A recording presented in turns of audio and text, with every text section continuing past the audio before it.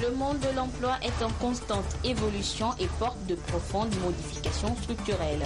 Pour permettre aux demandeurs d'emploi de se conformer aux exigences des entreprises, il est organisé depuis ce matin une conférence sur les partenariats locaux devant exister entre les services publics et les demandeurs d'emploi. Les pays de la sous-région unissent leurs forces pour venir à bout de la fièvre afteuse, cette maladie animale transfrontalière. Pour contrôler et prévenir la maladie, les experts de la santé animale sont à Lomé pour élaborer ensemble une stratégie commune sous forme de feuille de route. Et puis les plus de 400 enfants inscrits au centre aéré de la maison des jeunes d'Amanda Romé sont en fin de formation. Initiée dans le cadre du programme Vacances utiles et citoyennes, la formation a permis à ces jeunes d'apprendre 2 métiers de leur choix avant de reprendre le chemin des classes en octobre. Voilà pour les grandes articulations de cette édition. Bonsoir à toutes et à tous. La question de l'emploi est de nos jours un épineux problème tant au niveau national qu'international.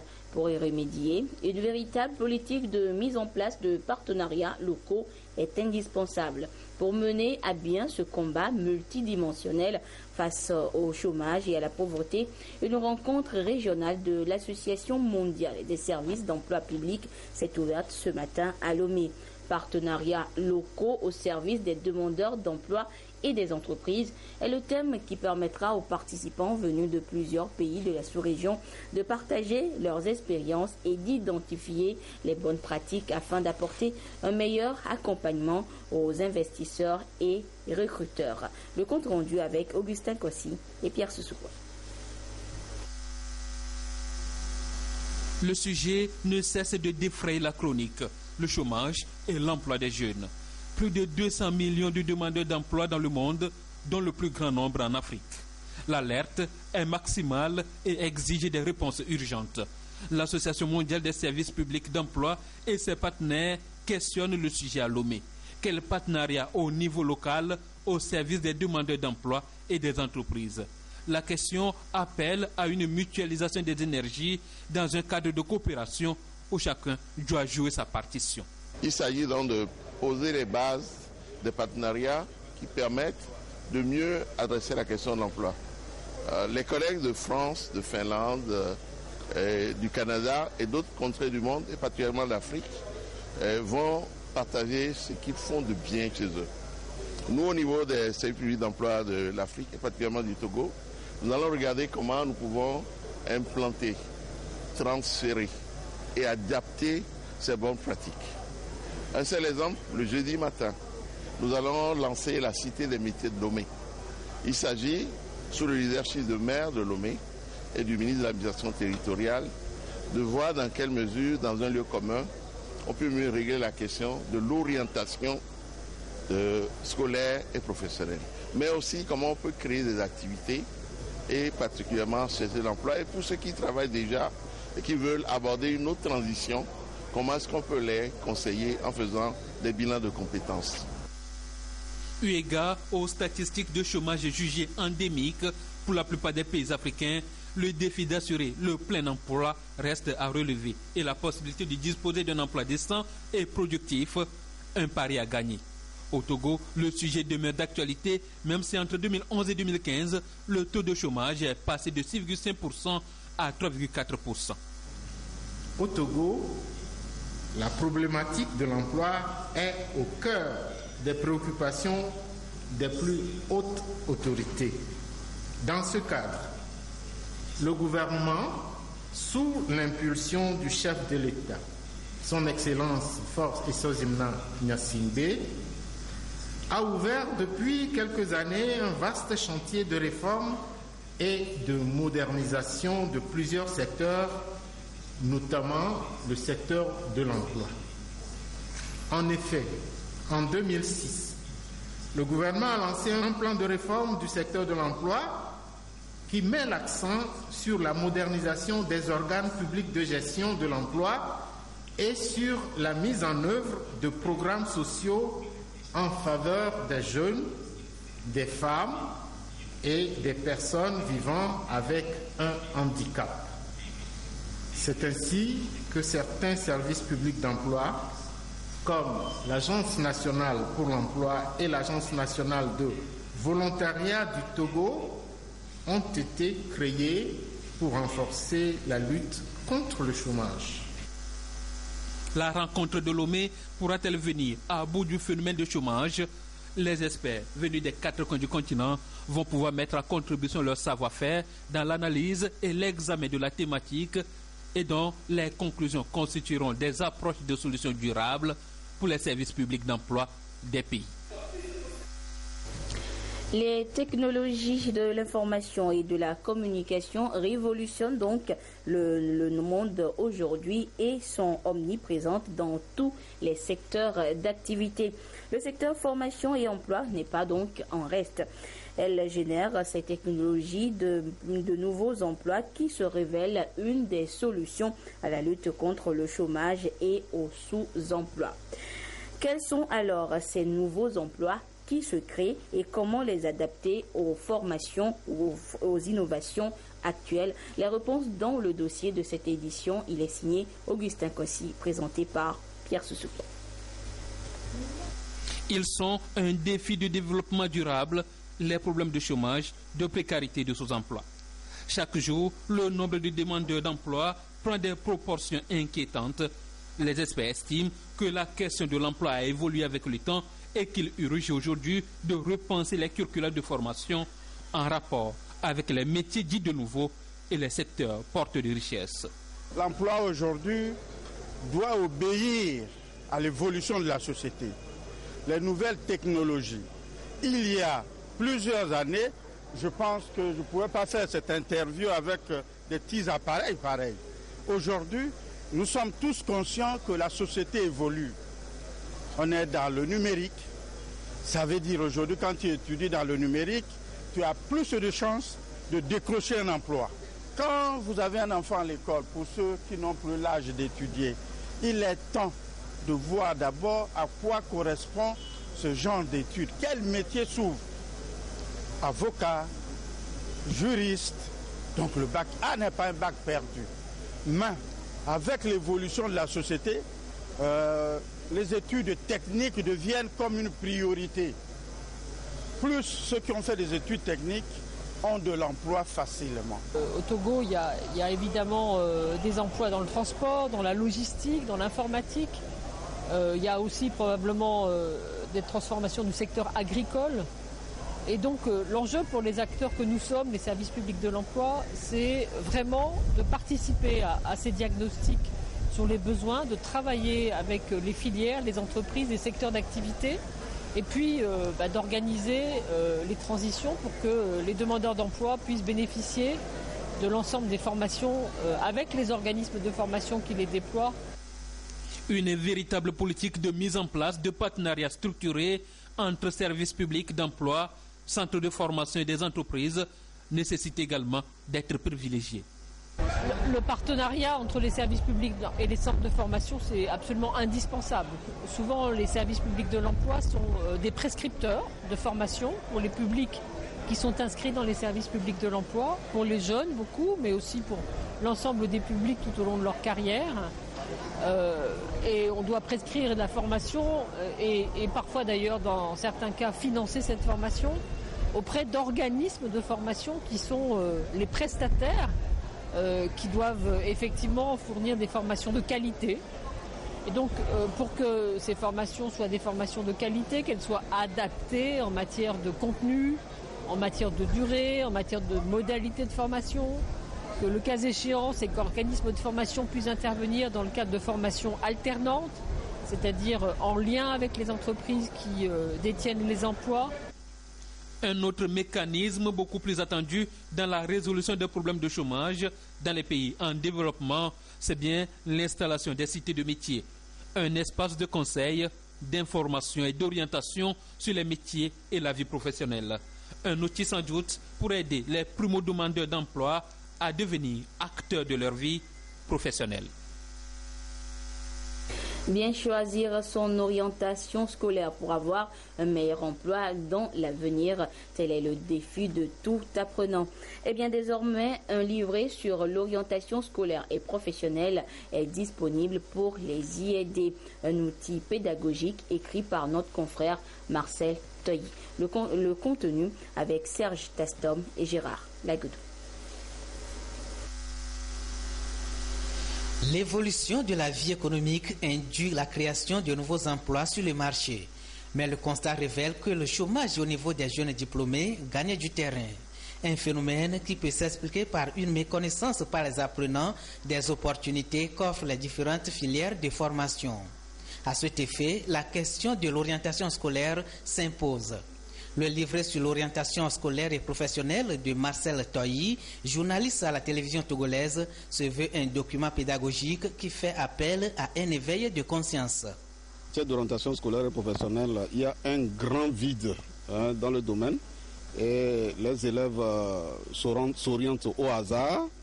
Les parents ne savent à quel sein se vouer et ils ne savent où trouver la bonne information et vers qui aller. Et nous avons estimé qu'il fallait contribuer à combler ce vide en élaborant ce document dans lequel les enfants, enfin les apprenants trouveront les contacts utiles, aussi bien des écoles publiques comme privées, des centres de formation. Ils trouveront des conseils pratiques sur les attitudes à adopter et comment développer des aptitudes. Ils trouveront des informations également sur les métiers porteurs. Et nous avons essayé de catégoriser les élèves, parce que dans le système éducatif, selon le profil de l'élève, eh bien, cela détermine son ascension ou bien son échec. Le chômage des jeunes est un défi majeur qui nécessite l'implication des parents et des enseignants. Il est donc important de proposer des solutions allant de la motivation au développement personnel. Le livret sur l'orientation scolaire et professionnelle propose à cet effet 12 clés de la réussite scolaire, les conditions de préparation d'un examen et des conseils pour mieux réussir ses études scolaires. Pour l'auteur, l'ouvrage devrait faire partie à l'avenir des fournitures scolaires. Lire le passé, écrire le futur, tel sera le thème demain 8 septembre de la journée internationale de l'alphabétisation, une journée qui sera à sa 50e édition. Une occasion pour nous de ce soir de faire le point sur le programme d'alphabétisation au Togo et de relever les nouveaux défis. C'est un dossier réalisé par Esther Laclé. L'édition 2016 de la Journée internationale de l'alphabétisation rend hommage à 50 années d'engagement, d'efforts et de progrès accomplis pour améliorer les taux d'alphabétisation à travers le monde. L'UNESCO célèbre ce 8 septembre sous le thème « Lire le passé, écrire le futur ». Un thème novateur qui suscite des réflexions eu égard aux progrès réalisés qui sont très peu luisants. En effet, 758 millions d'adultes ne savent ni lire ni écrire dans le monde. 2 tiers sont des femmes et 124 millions d'enfants et d'adolescents ne sont pas scolarisés. Au Togo, le taux d'analphabétisme est estimé à 43,3%, soit 977 000 personnes, d'après l'enquête mixte 2010. Les 2 tiers sont des femmes et des jeunes filles. Une étude réalisée en 2011 par l'UNESCO indique qu'un total de 84 993 enfants âgés de 6 à 15 ans sont non scolarisés ou déscolarisés de façon précoce.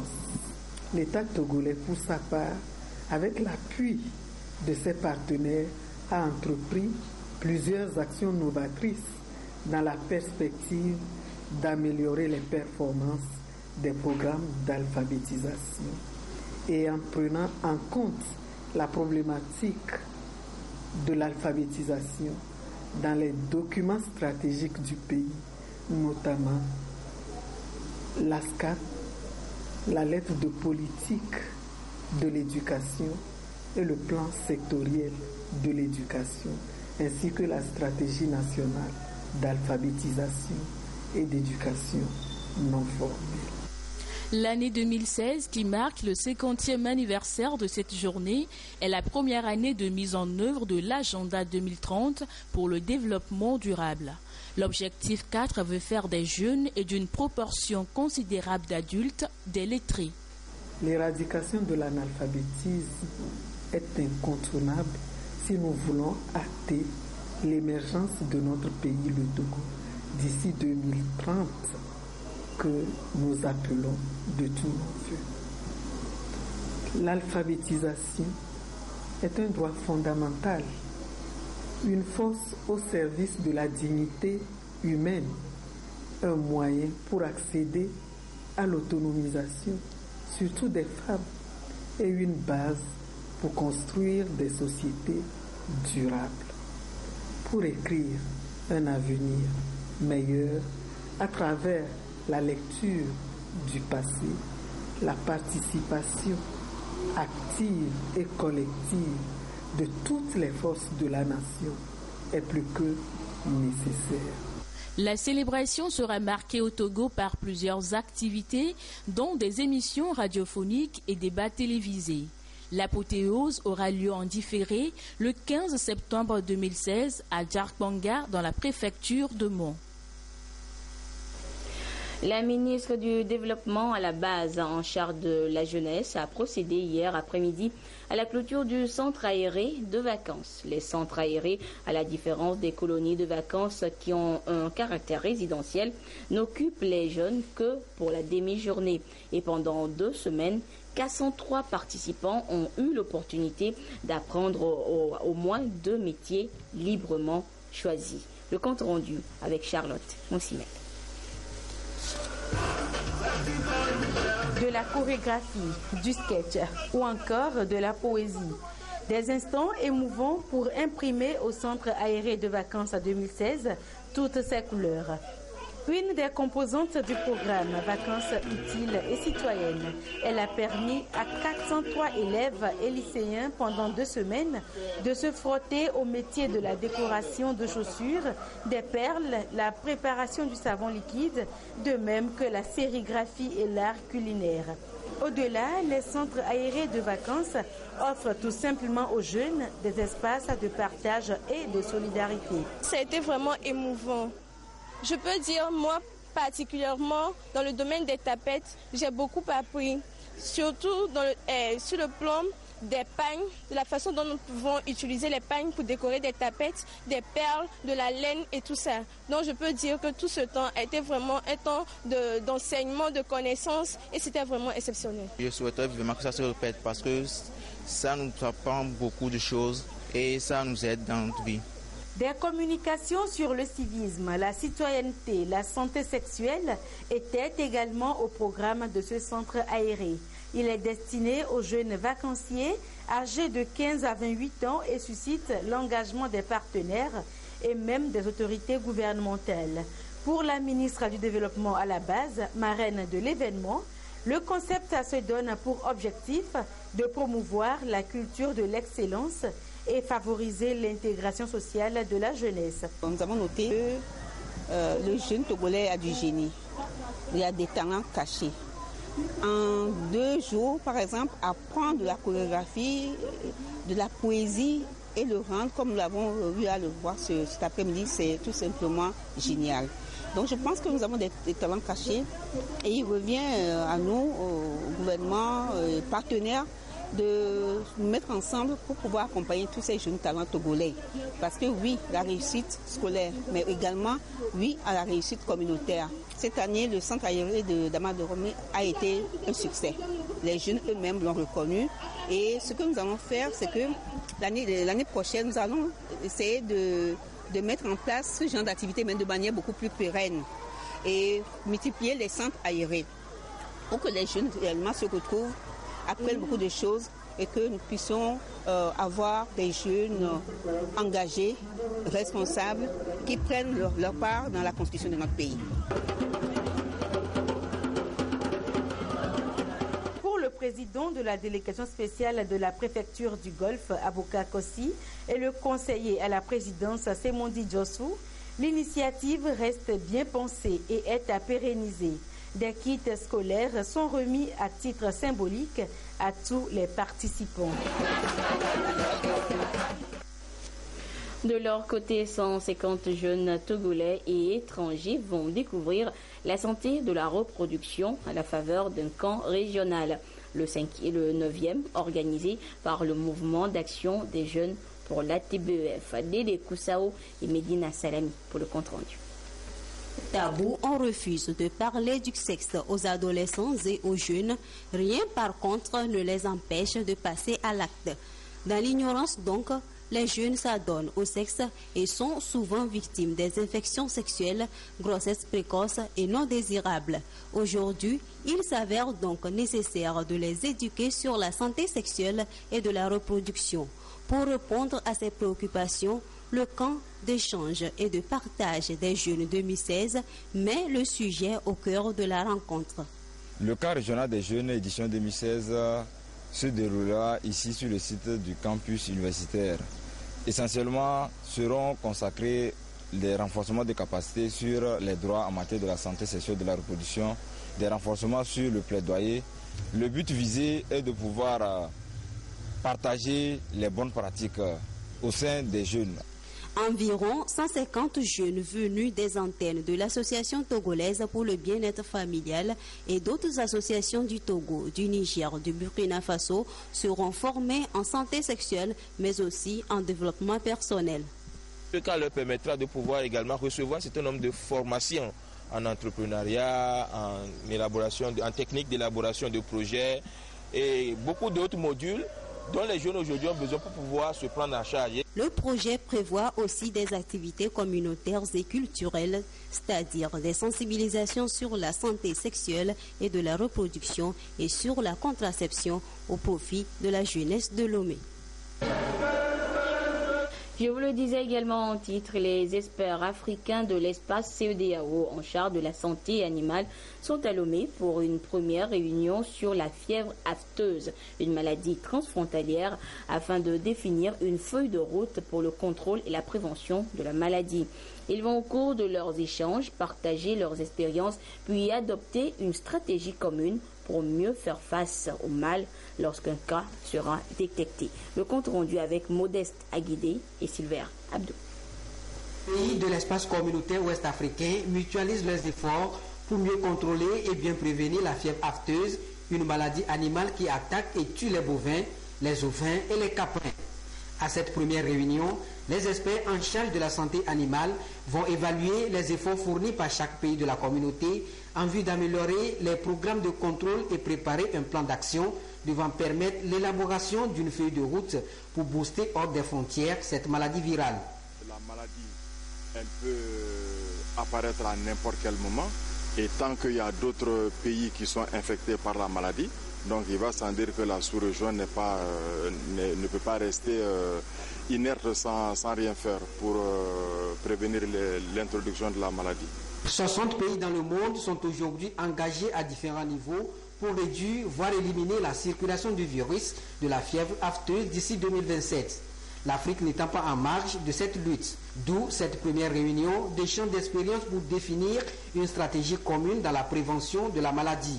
Le Togo, par exemple, a mis en place, grâce à l'OIE et la FAO, un cadre législatif pour la protection de la santé animale. On veut intensifier sur la campagne de vaccination, on veut rendre ça obligatoire. On veut rendre obligatoire et synchronisé. Parce que nous vaccinons nos animaux, la transhumance les animaux qui viennent des pays voisins ne sont pas infectés, ils viennent infecter nos animaux. Donc nous voulons synchroniser dans la région, dans les pays, dans l'espace CEDEAO, la gestion de cette crise sanitaire afin d'éviter une propagation beaucoup plus large. En dehors de ces rencontres, plusieurs autres initiatives ont été prises par l'Organisation mondiale de la santé animale et la FAO pour établir un environnement favorable afin de faire de la lutte contre la fièvre afteuse une option réalisable pour les pays qui sont les plus touchés par la maladie.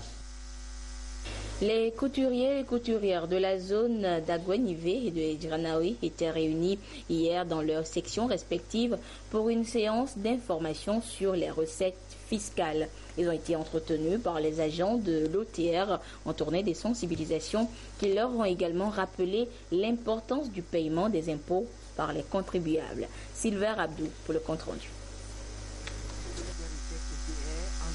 Ces contribuables sur les procédures de collecte des recettes fiscales. Plusieurs couches socio-professionnelles sont concernées par ces dispositions qui balisent la voie à la mobilisation des ressources par l'État pour ainsi mieux orienter le processus de développement du pays et asseoir une croissance économique durable. Couturiers et couturières d'Agoué et de Hidranaoui reçoivent ici les explications sur le fonctionnement de l'OTR ainsi que l'importance du paiement des impôts. Ils nous ont expliqué de long et à large ce qu'il est. Donc je crois que ça peut permettre à tout couturier et couturière maintenant de les aborder rapidement. Nous avons compris que l'OTR, en fait, est là pour notre avantage. Nous avons compris maintenant que nous, les couturières et les tailleurs, nous allons travailler avec l'OTR, main dans la main, pour le développement du pays. Tout le monde sait maintenant qu'un citoyen doit payer, c'est un devoir à un citoyen de payer la fiscalité, de payer les impôts, c'est un devoir. Parce que c'est avec ça qu'on crée les écoles, par exemple, les hôpitaux et ça comme ça. La finalité de cette série de campagnes d'information entreprises par l'OTR est de se rapprocher davantage des contribuables pour une tolérance zéro en matière de corruption. Des orientations sur la trésorerie ainsi que des démarches à suivre pour faciliter le paiement ont été également exposées à ces acteurs. Nous sommes en train de vouloir les former pour former une équipe parmi eux et une formation des formateurs pour qu'ils puissent être aguerris du remplissage de ce système de trésorerie qui est un début de comptabilité. Et nous avons insisté sur les différents registres qu'ils doivent avoir à leur possession pour pouvoir remplir le système de trésorerie. Les contribuables ont la possibilité de dénoncer toute tentative de corruption à travers le numéro vert 8280. Cette nouvelle approche permet de lutter contre la fraude sous toutes ses formes et amener ses couturiers et couturières à s'approprier le civisme fiscal. Le jardin de l'hôtel Ibis, transformé en marché aux épices et aux produits locaux le temps d'un week-end à Lomé. Ce sera du 9 au 11 septembre prochain. L'événement sera marqué par des ateliers, concours, animations ludiques et un dîner de gala. Les détails avec Esther Laclé. Vous y trouverez toutes les épices et aromates du Togo. Le premier marché aux épices et aux produits locaux se tiendra le week-end du 9 au 11 septembre 2016 dans les jardins de l'hôtel Ibis à Lomé. Les variétés des épices et des plantes et la transformation locale de la production seront mises en valeur lors de cette rencontre commerciale gratuitement accessible au public.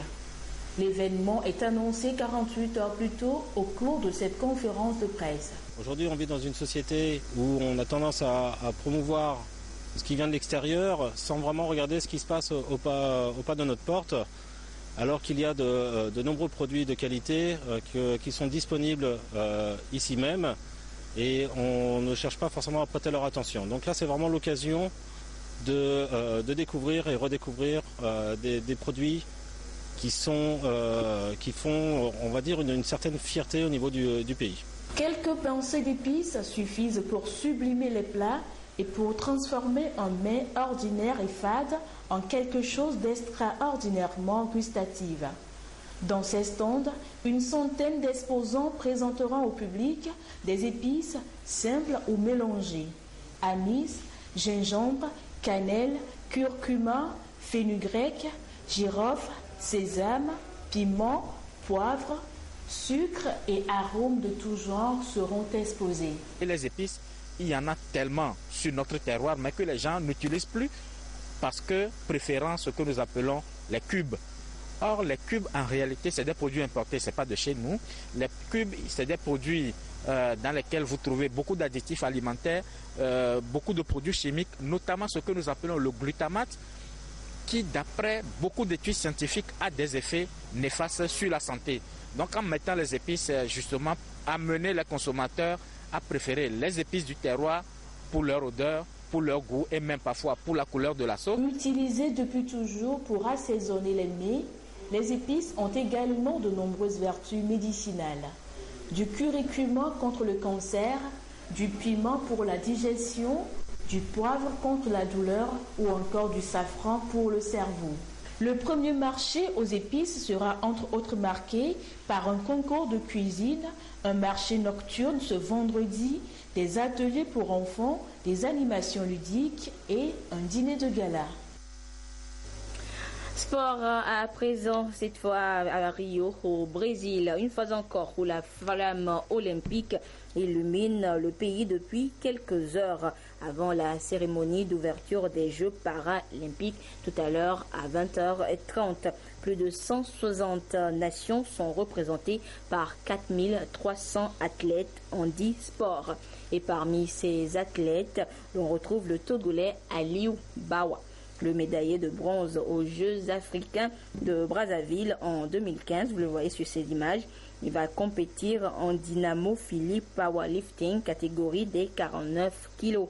Aliou Bawa entrera en compétition demain 8 septembre aux côtés de 42 autres athlètes venus de 12 pays. Nous souhaitons donc une bonne chance à notre compatriote. Et pour finir cette série de communiqués, le président de l'Union musulmane du Togo a le plaisir d'informer la communauté musulmane que la fête de Tabaski sera célébrée le lundi 12 septembre 2016 sur toute l'étendue du territoire national. À Lomé, la prière de cette fête se déroulera au stade de Kégué et dans les quartiers environnants à partir de 9h. Quant à l'intérieur du pays, la dite prière se déroulera aux lieux habituels et à la même heure. Et précisément par rapport à cette fête de Tabaski, le ministre en charge de la fonction publique porte à la connaissance du public que la journée de lundi est fériée, chômée et payée sur toute l'étendue du territoire national. Un long week-end en perspective. Voilà, c'est sur cette bonne nouvelle que se referme cette édition. Merci à vous qui l'avez suivi un peu partout grâce à la télévision togolaise. Excellente suite de nos programmes. Au revoir.